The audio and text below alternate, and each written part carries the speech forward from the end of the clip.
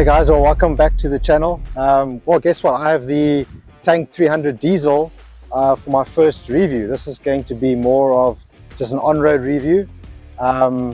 This is the Super Lux, so it's not the Ultra, but yeah, it's pretty much stocked to the brim with all features. And yeah, I've got it parked in this very funny situation here. And I'm going to be just generally testing out the traction control, but it should very much be like all the other tanks that we've driven before. So being this is as the diesel, obviously, you know, we need to look at, you know, comfort on road, noise, vibration, harshness, those type of things, just to see how it compares to the petrol, which is obviously a very smooth engine. Outside, you won't really notice anything, right? Everything looks pretty much the same. We've got all LED headlights, LED fog lights that turn. That's all standard stuff. The bumper, everything is the same. They come in white, orange, all your normal colors, gray. The one thing that does stand out actually with the Tank diesel is that now you get actually all-terrain tires. These are Cooper Discoverer, I think, ATTs, which are, yeah, really good tires. And so far driving on the road, have not noticed any additional road noise, so very happy about that. So if you're going to get the Tank diesel, you're not going to need to change the tires, which is a cost saving right there. So that's a good feature. Otherwise, you get everything else as the same and nothing really changes. If we go around the back, we can have a look there. Cool. So the only thing that you're going to notice on the new Tank diesel is that it has a new badge. So it has a 2.4T, that's a 2.4 turbo diesel. There's been a press briefing on the new engine, and basically the guys from GWM went through just talking about the design of the engine, the features of the engine, the extensive testing they've done. So by all accounts, it looks like they've done a lot of homework and they've done a lot of R&D to make sure that this diesel engine is up to the standard that, you know, well, everyone expects in terms of longevity, fuel consumption, and just general balance and performance. So the other thing that has actually changed on the Tank 300 diesel is that now it has a higher payload capacity. So I think from the petrol derivatives, they've generally had around about 400 kilograms of additional capacity payload, whereas the diesel now has a 600 kilogram, which means that the towing capacity has gone up from 2 tons to 2.5 tons. And in order to accommodate that, they obviously had to change the suspension components. So what they've actually done is obviously put a higher spring rate springs. They've also changed the rear diff pumpkin over there, the axles, it's all higher rated, much stronger built. Not that the petrol ones were weak, it's just obviously just to approve a higher GWM, they obviously needed to beef up the components to handle that extra load. So what does this actually mean for the tank in terms of how it drives? Well, it still drives very nicely and it's still very well insulated from the bumps, but you do notice a little bit more harshness over some bumps and some corrugations. It does come through on the cabin, but nothing that is too serious, nothing that is disturbing. You just notice the difference between the normal petrol versions or hybrid and obviously the diesel. Okay, so I'm just going to go up this hill over here and we're going to check, and this is in 4 high, just to see how the traction control pulls us up. I'm not using the rear locking differential, so we're just going to go up here. And you'll see that the wheels will start to lift. Oh. And as soon as the wheel starts to lift, it brakes traction. And then I'm going to accelerate. Oh.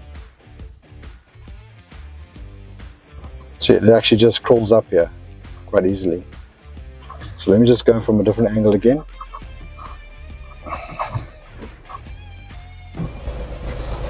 Okay, so now we're going to brake traction again. So this is still in 4 high, which means it's a bit jumpy on the accelerator. But so we've got some wheels in the air. And it pretty much climbs up this hill pretty easily. Okay, so what we're going to do now is put it into 4 low, and we're going to put it in pothole mode. So pothole mode is really used for high articulation situations. So when your wheels are sort of in the air, and it's going to use brake traction to ensure that the vehicle is able to still move. So this is quite a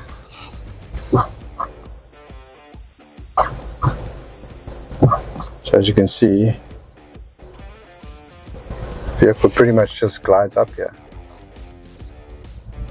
So what I'm noticing is that the engine gearing is very, very low in first gear.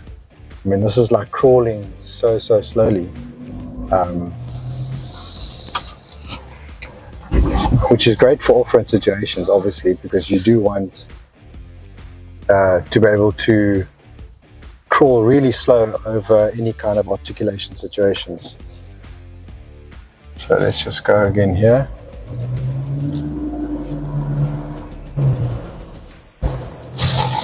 Let's try this again. So I think what you're going to have is the right rear wheel is probably popping off the ground. And we're going to try and crawl up here.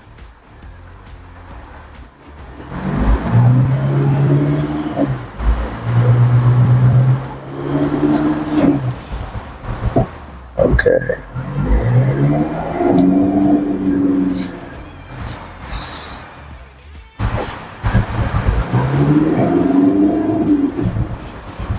Let's just see, there's a car coming here.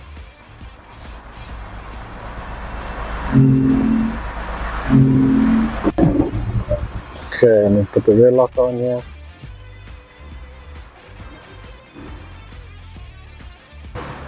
The vehicle crawls right up. Okay, we're going to try pothole mode again.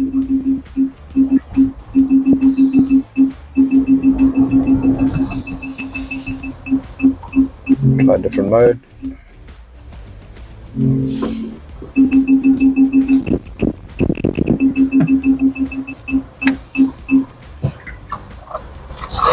Okay, so pothole mode seems to not work very well in this vehicle for some reason. I don't know if they just need to calibrate it more, but it's definitely not what I'm used to. So I put it into rock mode and that seems to be working a lot better. So let's try that again. Oh, instant, yeah. So rock mode is the new pothole mode, it seems, and it works very well in terms of brake traction control. So we're going to try that again. Try and get a little bit more articulation.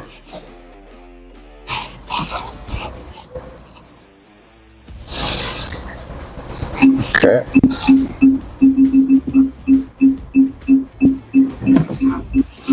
Yeah, so that works very well.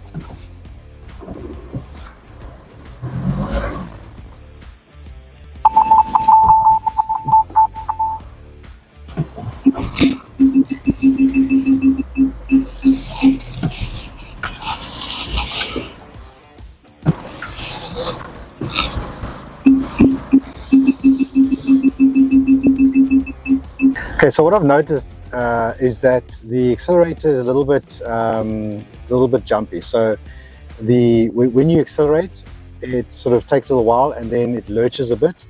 So in an off-road situation, especially with the low gearing, it's going to be a little bit not as smooth as what I find in the petrol. Now, perhaps that over time they can obviously release some software and just make that a little bit better. But that's what I noticed, is that the petrol is just a little bit smoother off the line, whereas the diesel just feels like you accelerate and then suddenly it wants to accelerate a lot harder. So that's just a small criticism, but the gearing is very low, which is great for rock crawling. And then if you want, obviously you can put it onto the crawl mode, and that's just going to eliminate all of that accelerator pedal that you need to do. And it's basically going to crawl the vehicle up a hill without you having to touch the accelerator. So that's an option that you can use.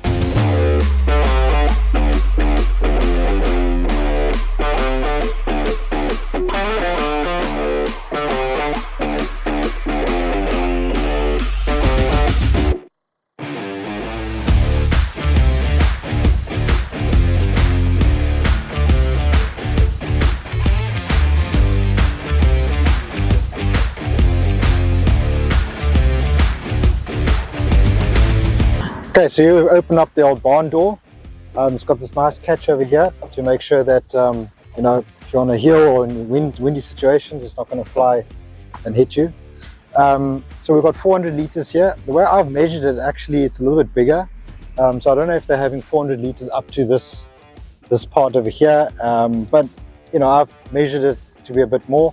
But typically when you go on, you know, off-road, or you're going on a road trip, you're going to pack it a little bit higher. So you're probably going to have about 600 liters in total and still be able to see out the back window, which has been my experience.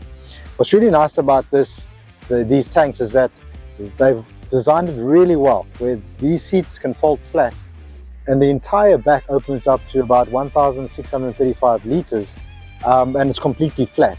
So if you want to pack this out for overlanding, put drawer systems in, you want to do whatever, you're not going to have any awkward backrests that give different angles. It's very well designed for a tourer. So the way it works is very old school. You basically just pull up this lever here, very simple. Still got its brand new plastics on there. And then you just pull the little lever here and you fold it flat. I mean, how easy is that? And if you want to load up the vehicle, this is going to protect anything that's sliding around perhaps from hitting the backrest here and damaging the leather. So I think this has been very, very well designed, extremely flat, easy to get in, easy to load up. And if it's just going to be two people going on an overland adventure, I think there's going to be plenty of space, especially if you have a roof rack. You'll not have any issues with space and cargo space. Okay, so now we're talking about the power plant. As you can tell, it's a little bit louder than the petrol, but it actually does sound quite subdued. It's got that clatter, but it's well dampened, if I can say that. What's nice about the tanks also is that you get gas struts. Many other manufacturers do not offer them with gas struts. You still need to have the old stick. We've got quite a big battery here. This is a 92 amp hour battery. Oh, we've got your turbo and looks like a big catalytic converter. Or is this a DPF? I'm not sure. Diesel particulate filter. Yeah, a lot of space still in the engine bay. Quite a compact looking diesel engine. Yeah, good power point, 135 kilowatts, 480 newton meters of torque. And it really does have some poke. It actually, when you accelerate, it pulls very nicely. There is a little bit of lag, but I mean that comes with many turbocharged vehicles. But overall, it pulls very well and definitely doesn't feel underpowered at all.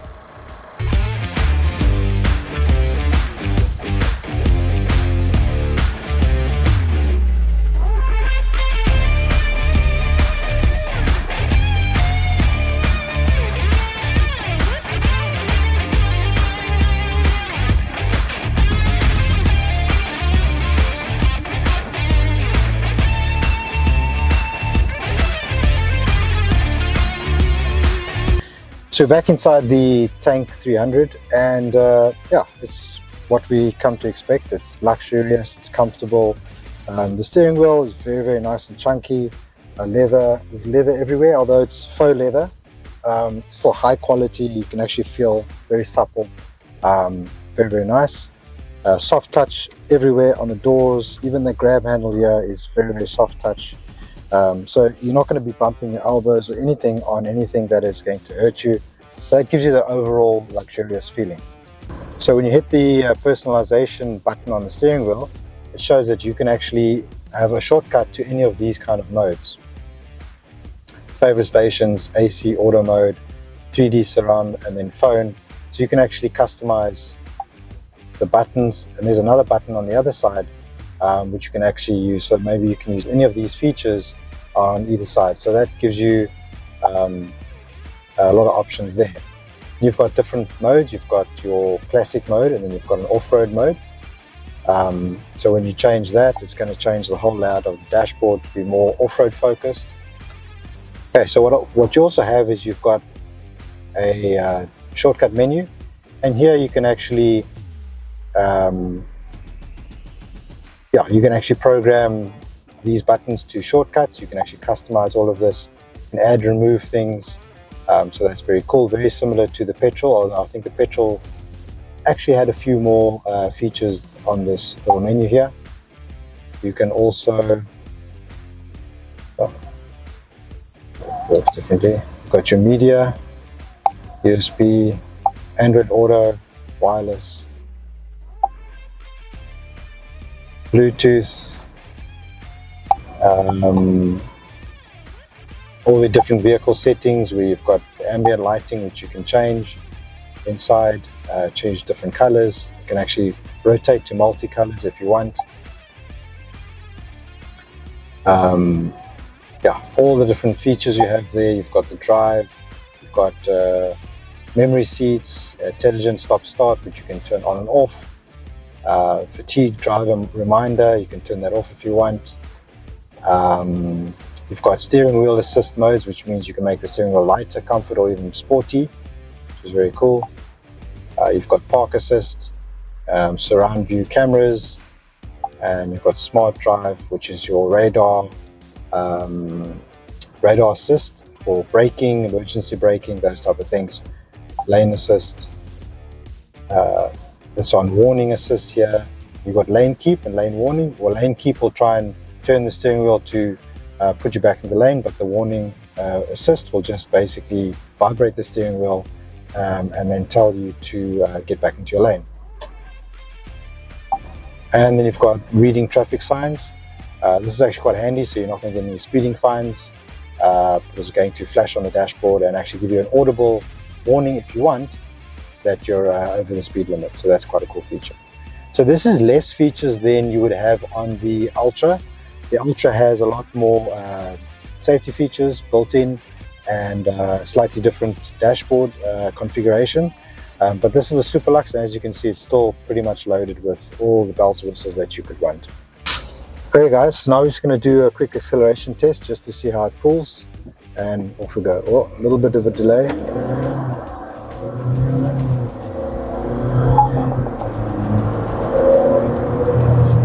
So you can definitely hear the engine, but it goes quickly through the gears and it pulls off very nicely. It actually feels quite sprightly. There is, when you put the foot down initially, there is a bit of lag before the engine realizes what you want to do. But generally, you know, once it's going, and that kind of thing you'll get used to, but generally once it's going, it pulls very, very nicely. Obviously, because you're accelerating hard, it's going to sound a bit louder, but nothing that's too obtrusive into the cabin. But just cruising generally, you hardly hear the engine. I mean, in fact, if you listen carefully, you hear more of the wind generally, and it's quite a windy day. So you hear more of the wind and the aircon than you would actually the engine. So that's actually a very nice, comfortable driving experience when you're inside the vehicle. Guys, we've got this feature here called high-speed off-road racing. I wonder what that does. Off-road expert mode. Whoa, it actually sharpens up the accelerator a lot more. And I think what it does, it turns off all the traction control features. So you can slide this thing and broad slide it any way you want. So yeah, do that at your own risk. I would not try that, because your vehicle stability control will be switched off and you're at the mercy of your own driving skills. But it certainly makes the accelerator a lot sharper, and yeah, it gets up and goes a lot easier. So as you can see, you've got two different modes. You've got off-road mode and you've got classic mode. Off-road mode basically gives you these schematics here, these images where it actually shows you your locking differentials. And if you just move it back into classic, obviously you're going to have the normal driving modes.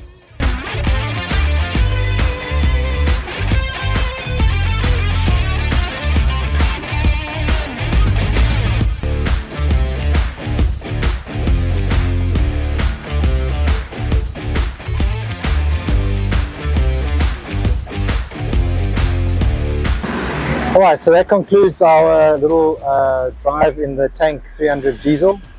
So I'm sure the question that everyone's asking is, would I buy one And will I trade in my petrol for this one at this moment? The first answer is that yes, I would buy one. If I was looking at a new 4x4 and I was comparing it to whatever else is on the market, the kind of value and comfort and features that you get and off-road capability that you get from this diesel tank is probably unmatched.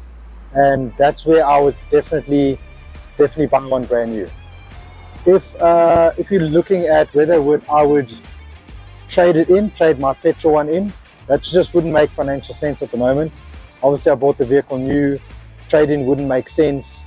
The savings, the fuel saving costs that I would get wouldn't make up for the loss on the trade-in.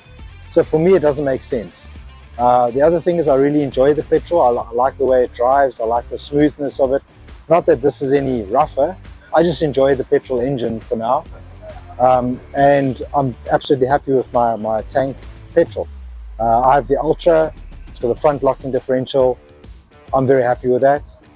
This is the Super Lux. It doesn't have the front locking differential, but it has really great traction control. It has really great off-road credentials, and it's very comfortable. And for under 700,000 Rand, it's a no-brainer. If I were going into the market to buy this vehicle, I'd go for the Ultra. It's about 40,000 Rand more. Then you get the massage seats, heated and cooled seats. You get the front locking differential, which for me is a very, very good selling point. And it's just fully loaded. And for a small amount of money extra, you're getting everything. So it is an absolute bargain, and I would suggest that you guys come and test one and see what it looks like on your end. All right, thanks for watching, guys, and like, subscribe, and let me know your comments below in the description, and we'll see you in the next video. Cheers.